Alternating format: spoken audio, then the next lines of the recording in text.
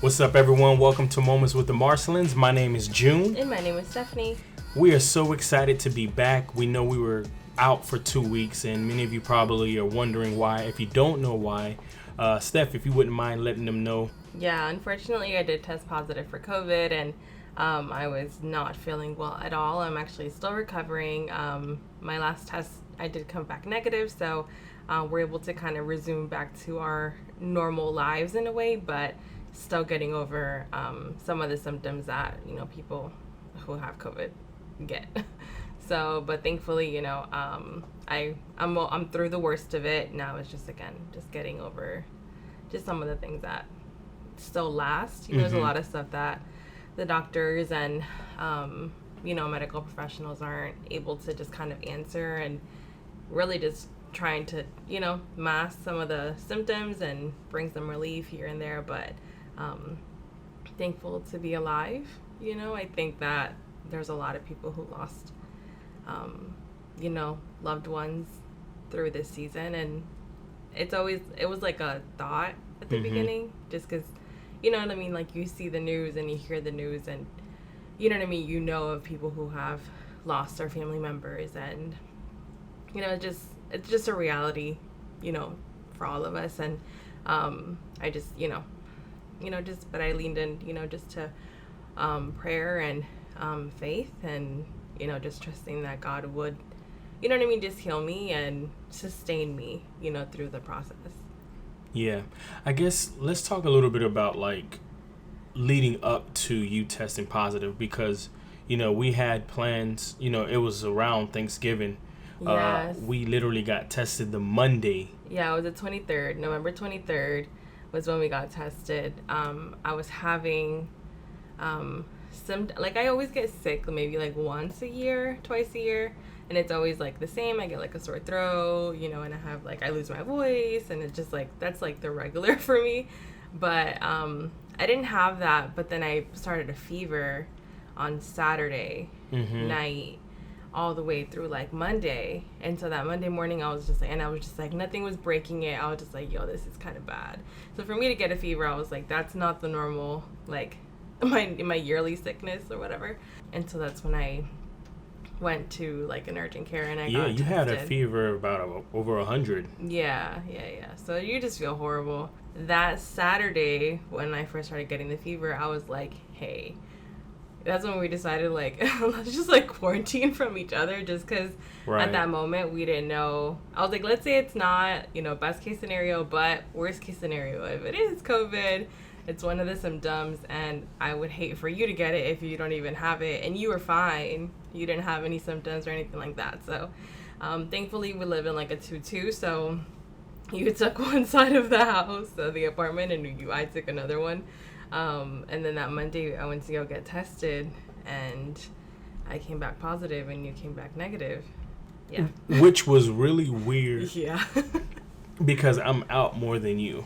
Right. I work from home, so 9 times out of 10 I'm always at home, and it ended up being I had to do a work trip that Friday, and then I may have been exposed that day. Yeah.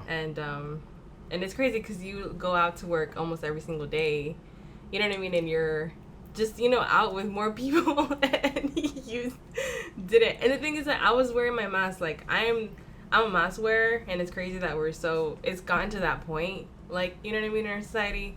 It's not political. You just wear it for the safety of yourself. And so also for the safety of others. Yeah.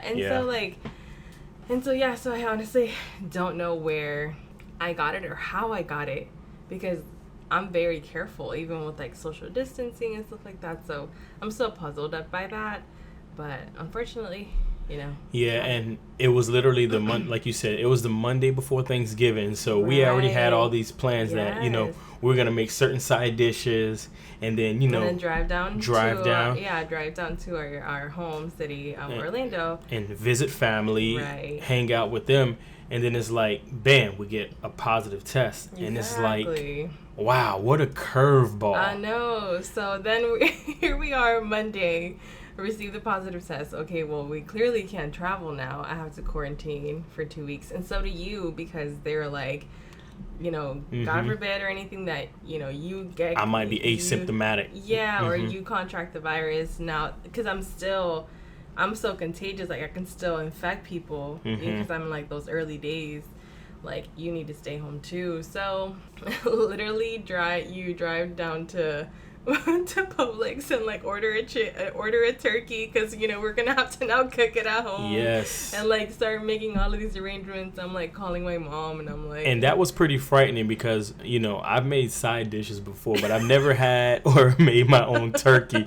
So I'm neither like, have I. And it was like the first, and it's like, we moved to a new city this year, and we're, like, looking forward to, like, the holidays to be with family and things like that. And now it's like, you can't, and the thing is, like, and it's just crazy, because it's like, it would, like, things like this would happen to me in a way, like, or us.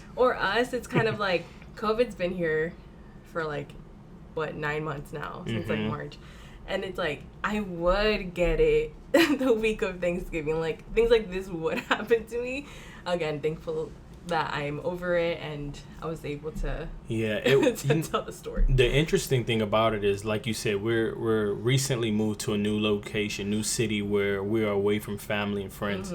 Thank God we're not that far away. We're an hour and a half away, but when we think about holidays, those are the times that we want to spend with the loved ones. Yeah. And the fact that last minute curveball change, it was one of those things where it's just kind of like, man, you first get the news, it's a little disappointing, because not only is it Thanksgiving, that upcoming Thursday, but then the following Wednesday is our anniversary. Right. December 2nd. And so we had plans. So we had everything planned. Like, we were going to, like, drive, out to Orlando, like, for Thanksgiving, and then we were going to have our anniversary trip, you know what I mean? Like, literally following that week. And it's like, no, you can't do anything now, and now you're just gonna have to be home in quarantine. Obviously, we understand that, and that part was like, it's my responsibility to take care of ourselves and our family, but it's just not what you wanted or expected, so it's like, I felt like you had to pivot again, like, and that's been like the word for 2020 for us. It's just like pivoting, like constantly having to like reshift and like refocus, and like it wasn't in our thoughts and our plans, and yet these are the cards that were given. So what do we do now? So it was disappointing, and so we had to like cancel things and fight people for refunds and like all these different You would things. think people would be a little more understanding. I know. I'm like, I literally am tested. Like, I tested positive. You literally can't give me a refund. You want to see my paperwork? You want to see my doctor's note? Yeah, but but it was just that at that moment, and I was upset. Because I'm a planner, and like, I like to kind of know, you know what I mean, like what's gonna happen, and have a sense of like just organization, and then I feel like that just kind of like threw everything off. And so I was like sent to like sit in my room in all honesty, like that's just what it was. Can you speak more to that, being that you are a planner and things have to go a certain way? Because there's probably people listening right now, they're like, yes girl, I definitely understand where you're coming from, because we differ in that. And so what was that like for you, having the plans on everything that we wanted to do, but then this taking place? How difficult and challenging was that for you? It was challenging, man. It was challenging. I had to do some journaling, because not that you're like, I wasn't like angry at God or like anything like that. I was more kind of like, I was kind of upset at myself. I'm like, where did I let my guard down? You know what I mean? Like, for this to happen. And it's like, Steph, like, you're normally on things. Like, what the heck? You know what I mean? So I was kind of like in that thought process. And then there was a devotional I was reading. I think it was like that Tuesday, Wednesday, like after the diagnosis, that was speaking about God's faithfulness. And the reminder was that God has sustained you always. Like, even in the things that we don't even know that he does. So then that reminded me, I was like, God has protected me this entire year. God has sustained us this entire year. There was a lot of shifts in this year, like for us, and he's been faithful. Mm-hmm. And so even though right now things are out of my control and I am hoping and praying for the best, right? But in reality, things can shift even like worse because of COVID and just like your health and things like that. God, I want to see, like, help me see you through in this as well. Mm-hmm. And so, yeah, so it just took that like reshifting of, you know, your mind and like where you are and different things like that, because to be honest, like your body just starts feeling bad. Like even till right now, like I have shortness of breath and like tightness in my chest, and maybe you can hear it, and I apologize for that, but it's just scary symptoms that you begin to have. And I remember literally sitting down and like not being able to fully breathe, and I'm like, okay, God, like, you know what I mean, you are my healer, you know what I mean, and just like saying that over my life, and just like, you know, having worship music in the back, and then, you know what I mean, you see God's hand, you know, through people who, you know, send you things through Amazon because they can't come visit you. And shout out to you. You know who you you know are. who you are. Thank you.